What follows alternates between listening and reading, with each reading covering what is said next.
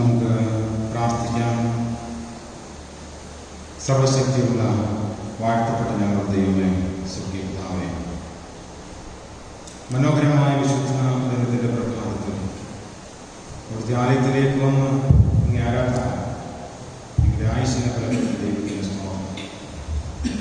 ആലയത്തിലേക്ക് കടന്നു വരാൻ സാധിക്കാതെ ഭവനങ്ങളിലിരുന്ന് കർത്താവിനെ ആരാധിക്കുന്ന ഞങ്ങളുടെ എല്ലാ പ്രിയപ്പെട്ടവരെയും ഓർക്കുന്നു. ആയിരിക്കുന്ന സ്ഥാനങ്ങളോട് കരുതുകയും കർത്താവിനെ ആത്മാവിലും സത്യത്തിലും ആരാധിച്ച് അനുഗ്രഹം പ്രാപിപ്പാൻ സഹായിക്കുകയും ചെയ്യണം. എല്ലാ ആരാധനാ കൂട്ടങ്ങളെയും വാഴ്ത്തണമേ. യേശു മിശിഹാ മൂലം അടിയങ്ങളുടെ പ്രാർത്ഥന കൃപയോടെ കേൾക്കുമാറാകണമേ. ദൈവനാമ സ്തുതിക്കും മഹത്വത്തിനുമായി ക്രിസ്തീയ ഗീതങ്ങൾ 94-ാമത്തെ ഗീതം നമുക്ക് ചേർന്ന് ആലപിക്കാം. ദേവശുദ്ധാത്മാ മേവാൻ ഇങ്ങുക. 94.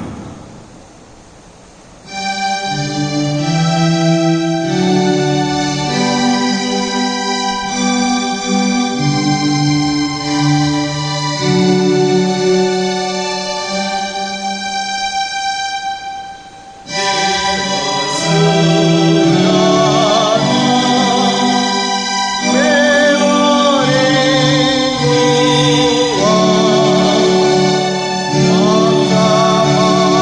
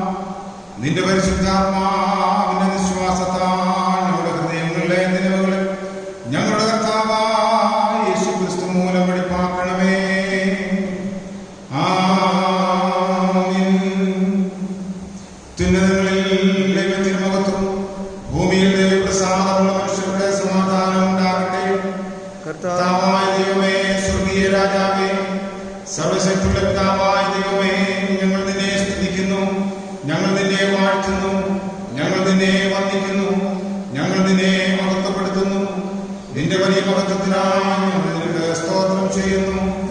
ഏകജാതനായ പുത്രനായ യേശുക്രിസ്തുവാകുന്ന കർത്താവേ, കർത്താവായ ദൈവമേ, പിതാവിന്റെ പുത്ര, ലോകത്തിന്റെ പാപം ചുമത്തുന്നവനെ, ഞങ്ങളുടെ പ്രാർത്ഥന കൈക്കൊള്ളണമേ. പിതാവായ ദൈവത്തെ വലത് ഭാഗത്തിരിക്കുന്നവനെ, ഞങ്ങളോട് കരുണയുണ്ടാകണമേ. നീ മാത്രമല്ലോ പരിശുദ്ധൻ, നീ മാത്രം കർത്താവ്, മശിഹായേ, നീ മാത്രം പരിശുദ്ധാത്മാവിനോടുകൂടെ പിതാവായ ദൈവത്തിന്റെ മഹത്വത്തിൽ മഹോന്നതനാകുന്നു. ആമേൻ. നമ്മുടെ കർത്താവ് പറഞ്ഞ പ്രകാരം ന്യായപ്രമാണത്തിന്റെയും പ്രവാചകന്മാരുടെയും ചുരുക്കം നമ്മുടെ കർത്താവായ യേശുക്രിസ്തു അരുളി ചെയ്തത്, ഇസ്രായേലേ കേൾക്കാം, നമ്മുടെ ദൈവമായ കർത്താവ് ഏക കർത്താവാകുന്നു. നിന്റെ ദൈവമായ കർത്താവിനെ നീ പൂർണ്ണ ഹൃദയത്തോടും പൂർണ്ണാത്മാവോടും പൂർണ്ണ മനസ്സോടും പൂർണ്ണ ശക്തിയോടും കൂടെ സ്നേഹിക്കേണ്ടതാകുന്നു.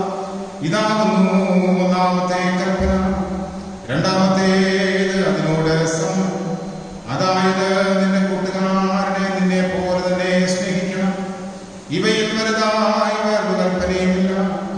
ഈ രണ്ട് കൽപ്പനകളിൽ സകലന്യായ പ്രമാണവും പ്രവാചകന്മാരും അടങ്ങിയിരിക്കുന്നു. കർത്താവേ, ഞങ്ങളോട് കരുണയുണ്ടായി ഈ കൽപ്പനയെ കാക്കുവാൻ ഞങ്ങളുടെ ഹൃദയങ്ങളെ വളർത്തണമേ. കർത്താവേ, പ്രിയരെ, ദൈവത്തിന്റെ ഏറ്റവും പരിശുദ്ധ വചനം കേൾക്കുവാനും കർത്താവിന്റെ ശരീരരക്തങ്ങൾ കൈക്കൊള്ളുവാനും നാം ഒരുമിച്ച് വന്നിരിക്കുന്നു. അതിനാൽ നമുക്ക് മുട്ടുകുത്തി മൗനമായി നമ്മെ തന്നെ ശോധന ചെയ്ത് വിശ്വാസത്തോടും അനുതാപത്തോടും ദൈവത്തിലേക്ക് സമീപിക്കുന്നതിന് ദൈവകൃപ അന്വേഷിക്കാം. നമ്മുടെ പാപങ്ങളെ കുറിച്ച് നേരായും താല്പര്യമായും മാനസാന്തരപ്പെട്ട് നമ്മുടെ കൂട്ടുകാരോട് പ്രിയവും സ്നേഹവുമായിരുന്ന ദൈവത്തിന്റെ കൽപ്പനകൾ അനുസരിച്ചുകൊണ്ടും മേലാൽ അവന്റെ വിശുദ്ധ വഴികളിൽ കൂടി നടന്നുകൊണ്ടും പുതിയ ജീവിതം നയിപ്പാൻ ഇച്ഛിച്ചിരിക്കുന്ന നാം നമ്മുടെ കർത്താവായ യേശുക്രിസ്തു മൂലം ദൈവത്തോട് പുതുതായി നിരപ്പാക്കപ്പെടേണ്ടതിന് സർവശക്തനായ ദൈവത്തോട് താഴ്മയായി നമ്മുടെ പാപങ്ങളെ ഏറ്റുപറയാം. നമ്മുടെ ജീവിതത്തിൽ വന്നുപോയ കുറവുകളെയും കുറ്റങ്ങളെയും ദൈവസന്നിധിയിൽ ഏറ്റുപറഞ്ഞ് പാപക്ഷമയ്ക്കായി നമുക്ക് പ്രാർത്ഥിക്കാം. 154 ഗീതത്തിന്റെ 1ഉം 2ഉം ചരണങ്ങൾ ആലപിക്കാം. ശ്രദ്ധിക്കാം യേശുവിൻ മൊഴി, വലഞ്ഞ പാപിയെ. നമ്മുടെ കുറവുകളെല്ലാം ദൈവസന്നിധിയിൽ ഏറ്റുപറഞ്ഞ് അന്തരേന്ദ്രിയങ്ങളെ ശോധനയിലെ ദൈവം നമ്മുടെ പാപങ്ങളെ ക്ഷമിച്ച് നമ്മളെ നിർമ്മലീകരിക്കേണ്ടതിനായി നമ്മളെ തന്നെ സമർപ്പിക്കാം.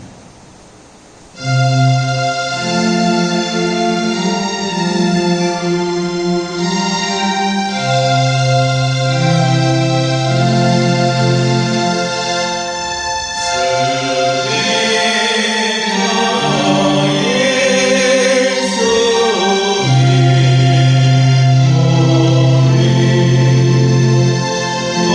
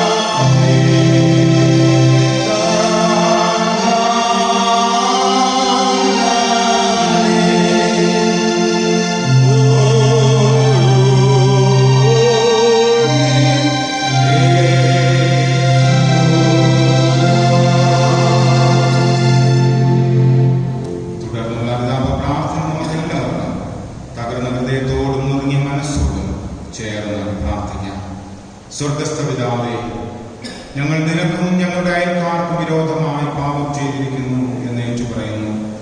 ഞങ്ങൾ പ്രകാശത്തിലല്ല ഇരുട്ടിലത്രേ നടന്നിരിക്കുന്നത്. ഞങ്ങൾ കർത്താവിന്റെ നാമം ഉച്ചരിക്കുന്നെങ്കിലും ഞങ്ങൾ അനീതി വിട്ടകന്നിട്ടില്ല. ഞങ്ങളോട് കരുണയുണ്ടാകണമേ. യേശു ക്രിസ്തു നിമിത്തം ഞങ്ങളുടെ സകല പാപങ്ങളും ഞങ്ങളോട് ക്ഷമിക്കണമേ. നിന്റെ പരിശുദ്ധാത്മാവിനാൽ ഞങ്ങളെ വെടിപ്പാക്കണമേ.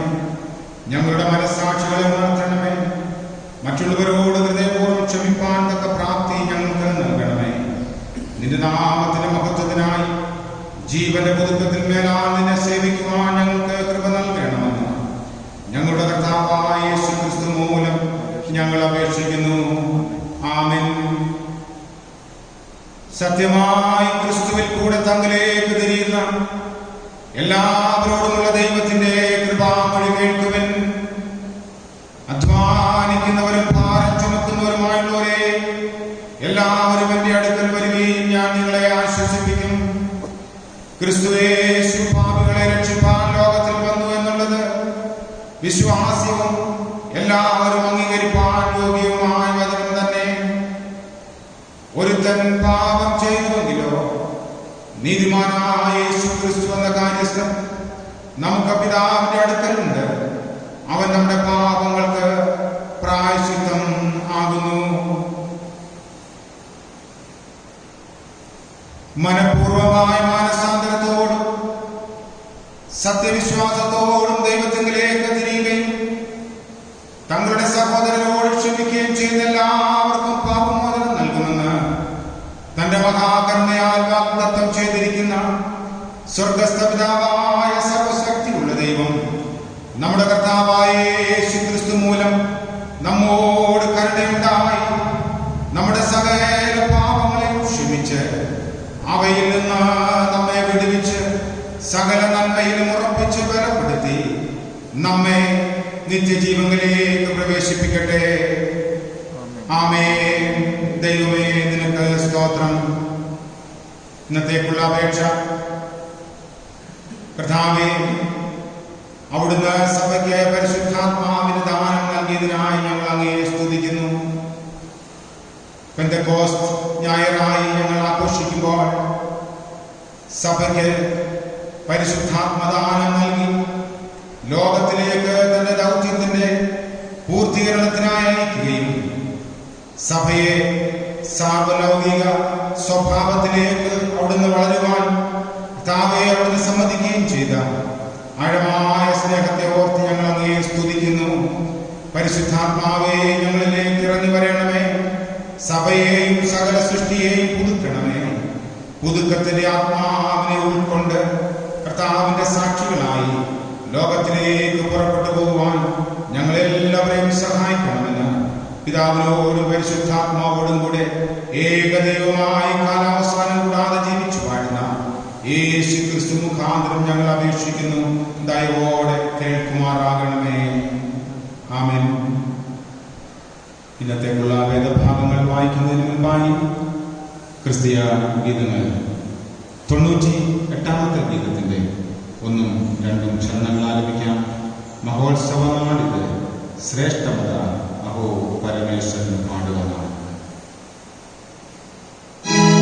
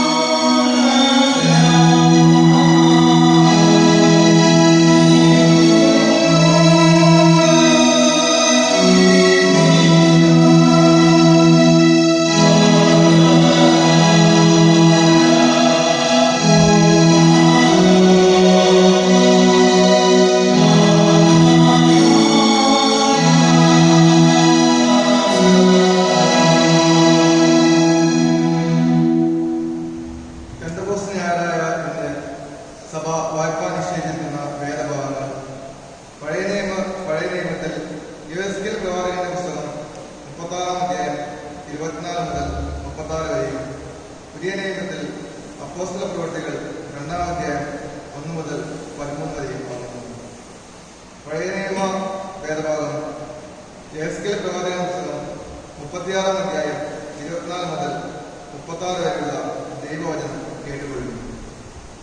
ഞാൻ നിങ്ങളെ ജാതികളുടെ ഇടയിൽ നിന്ന് കൂട്ടി സകല ദേശങ്ങളിൽ നിന്നും നിങ്ങളെ ശേഖരിച്ചു സ്വന്തം ദേശത്തേക്ക് വരുന്നു. ഞാൻ നിങ്ങളുടെ മേൽ നിർമ്മല ജനം കളിക്കും, നിങ്ങൾ നിർമ്മലരായിത്തീരുന്നു. ഞാൻ നിങ്ങളുടെ സകല മലിനതയെയും സകല വിഗ്രഹങ്ങളെയും നീക്കി നിങ്ങളെ നിർമ്മലീകരിക്കും. ഞാൻ നിങ്ങൾക്ക് പുതിയൊരു ഹൃദയം തരും, പുതിയൊരു ആത്മാവിനെ ഞാൻ നിങ്ങളുടെ ഉള്ളിലാക്കും.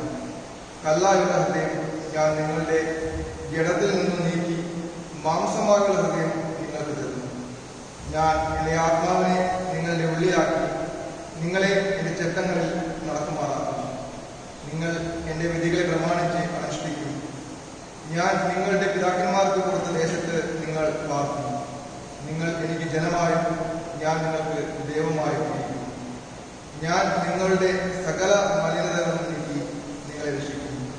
ഞാൻ നിങ്ങളുടെ മേൽ ക്ഷാമം വരുത്താതെ ധാന്യം വിളിച്ചു വരുത്തി വർദ്ധിപ്പിക്കും. നിങ്ങൾ ഇനിമേൽ ജാതികളുടെ ഇടയിൽ ക്ഷാമത്തിന്റെ നിന്ന അനുഭവിക്കാതിരിക്കുന്നത് ഞാൻ വൃക്ഷങ്ങളുടെ ഫലവും നിലത്തിന്റെ വിളവും വർദ്ധിപ്പിക്കും.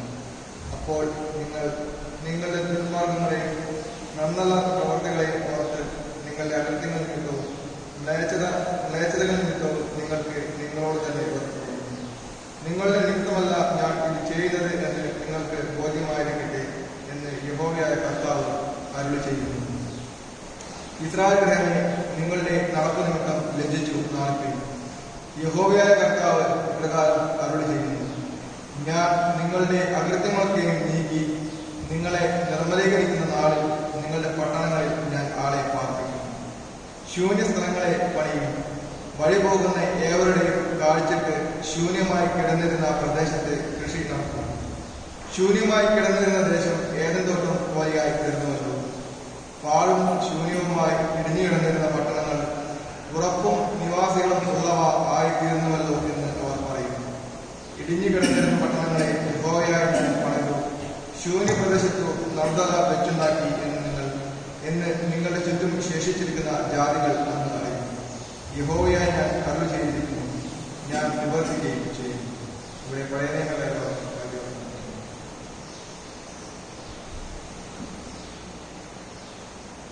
പാടിയ 98-ാമത്തെ ഗീതത്തിന്റെ 3-ാമത്തെ ചരണം ആലപിക്കും. എന്റെ അന്തരംഗമാകാൻ ആത്മദേവ ആക്കണം.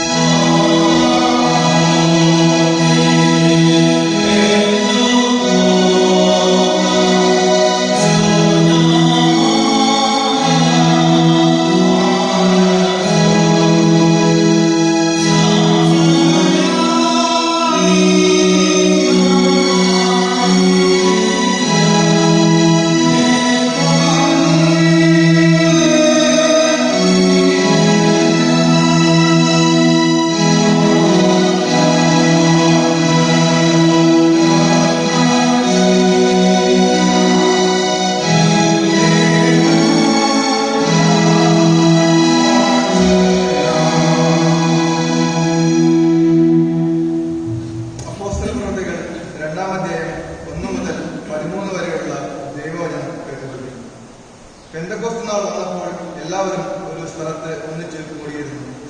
പെട്ടെന്ന് കൊടിയ കാറ്റടിക്കുന്നത് പോലെ ആകാശത്തു നിന്ന് ഒരു മുഴക്കം ഉണ്ടായി. അവർ ഇരുന്നിരുന്ന വീട് മുഴുവൻ നിറച്ചു. അഗ്നിജ്വാല പോലെ പിളർന്നിരിക്കുന്ന നാവുകൾ അവർക്ക് പ്രത്യക്ഷമായി അവരിൽ ഓരോരുത്തന്റെ മേൽ പതിഞ്ഞു.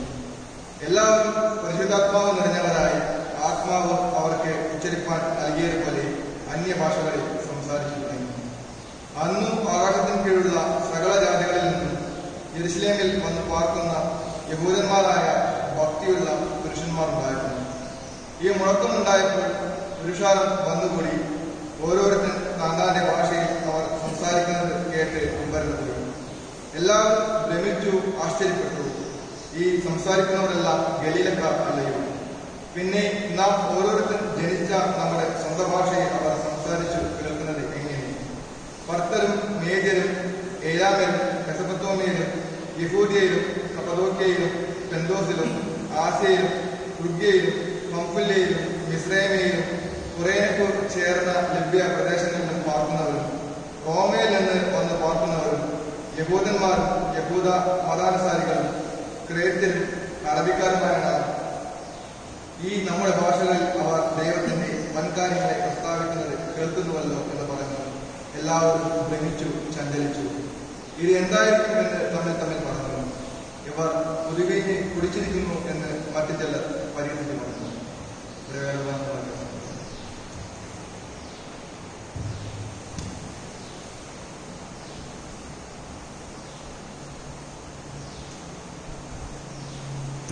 നിശ്ചയിക്കപ്പെട്ടിരിക്കുന്ന വിശുദ്ധ സുവിശേഷം വിശുദ്ധ യോഹന്നാൻ എഴുതിയ സുവിശേഷം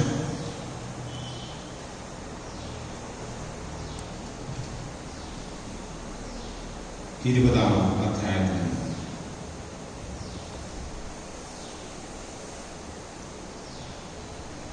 പെന്തക്കോസ്ത് ദിനമായ ഇന്ന് കർത്താവ് സഭയ്ക്ക് പരിശുദ്ധാത്മാവിനെ ദാനം ചെയ്ത നാളാകുന്നു. വിശുദ്ധ യോഹന്നാൻ 20-ാം അധ്യായം 19 മുതൽ 23 വരെയുള്ള ദൈവവചനം. ആഴ്ചവട്ടത്തിന്റെ 1-ാം നാളായ ആ ദിവസം നേരം വൈകിയപ്പോൾ ശിഷ്യന്മാർ ഇരുന്ന സ്ഥലത്ത് യഹൂദന്മാരെ പേടിച്ച് വാതിലടച്ചിരിക്കുക. യേശു വന്ന് നടുവിൽ നിന്നുകൊണ്ട് നിങ്ങൾക്ക് സമാധാനം എന്ന് അവരോട് പറഞ്ഞു. ഇത് പറഞ്ഞിട്ട് അവൻ കയ്യിൽ വിലാപ്പുറവും അവരെ കാണിച്ചു. കർത്താവിനെ കണ്ടിട്ട് ശിഷ്യന്മാർ സന്തോഷിച്ചു. യേശു പിന്നെയും അവരോട് നിങ്ങൾക്ക് സമാധാനം, പിതാവ് എന്നെ അയച്ചതുപോലെ ഞാനും നിങ്ങളെ അയക്കുന്നു എന്ന് പറഞ്ഞു.